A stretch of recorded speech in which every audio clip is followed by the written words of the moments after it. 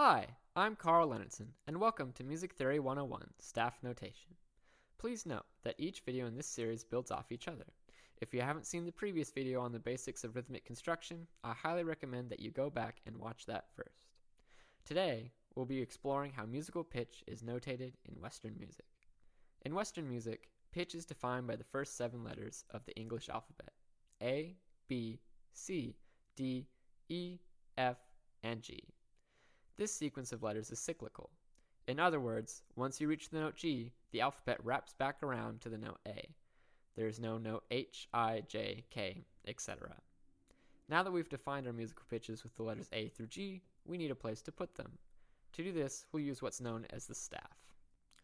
The staff can come in a variety of shapes and sizes, but today we'll focus on the one most commonly used, the 5-line staff.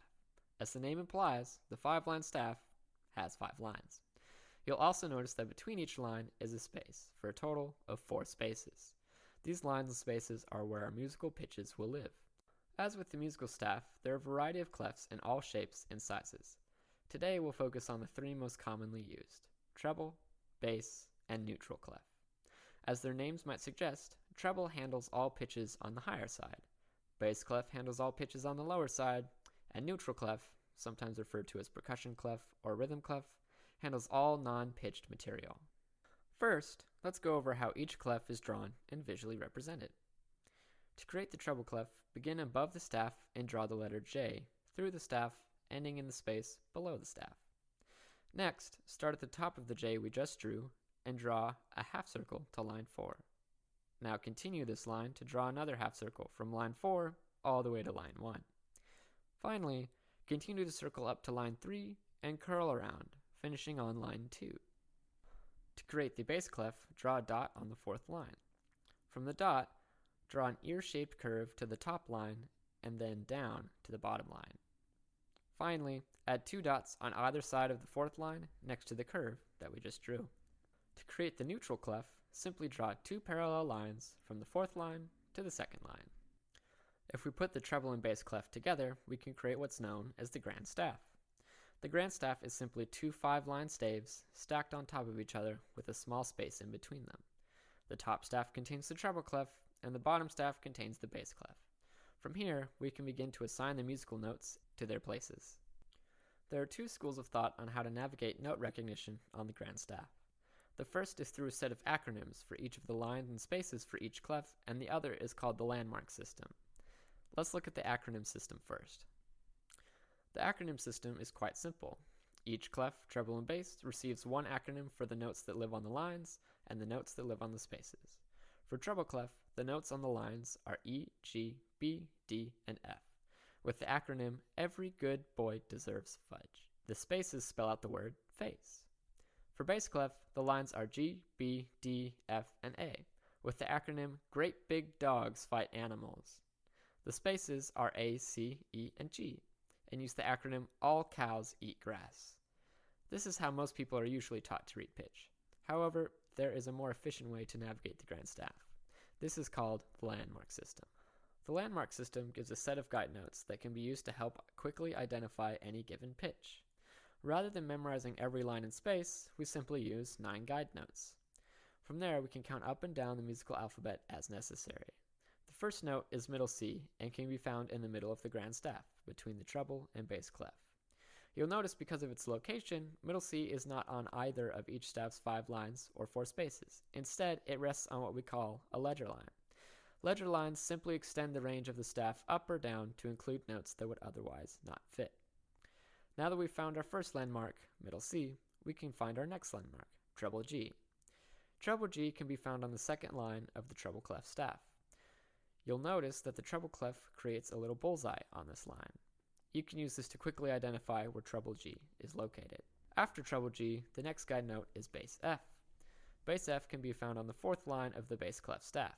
As with treble clef, bass clef has its own way of identifying this line quickly. There are 2 dots on either side in the adjacent spaces. These 3 notes, middle C, treble G, and bass F, are the core of our landmark system. Now that we have our core notes, we need to cell the 5 C's to find the next 4 landmarks. Using our ledger lines from before, we can extend the bass clef staff down 2 more lines to find our lowest guiding note, ground C. Now that we've added 2 ledger lines below our bass clef, we can also add 2 ledger lines above the treble clef. This is our next landmark, floating C.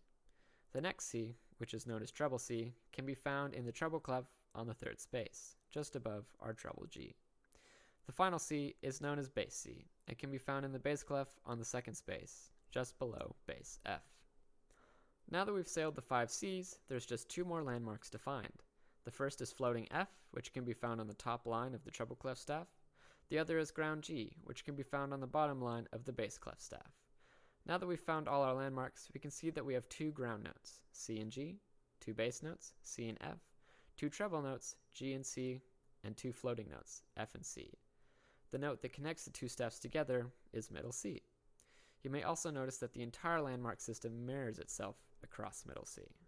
While I prefer the landmark system, it's important to note that for learning purposes, it's best to stick to the system that works for you. Practice diligently, and after some time and effort, reading notes should come just as naturally as reading words in a book. You may be wondering, what happened to neutral clef? How do we read notes on that? As the name implies, neutral clef is only used for rhythms and instruments of indeterminate pitch, such as the drum set. Thus, neutral clef only features rhythms and not pitch. Usually when this clef is used, a key is given to tell the performer what each line means for that particular piece of music. There really isn't a set standard, and it can vary greatly from one piece of music to another. Here's an example of neutral clef being used for the drum set.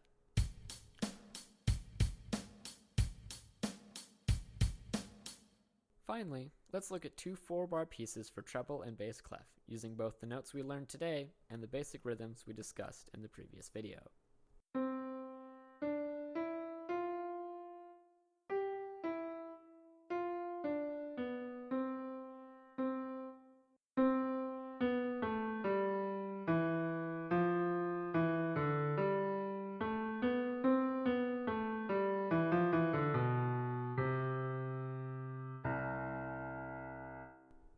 Hey, thanks for watching this video. If you have any questions or comments, please put them below. If you'd like to support more free music educational content here on YouTube, please subscribe.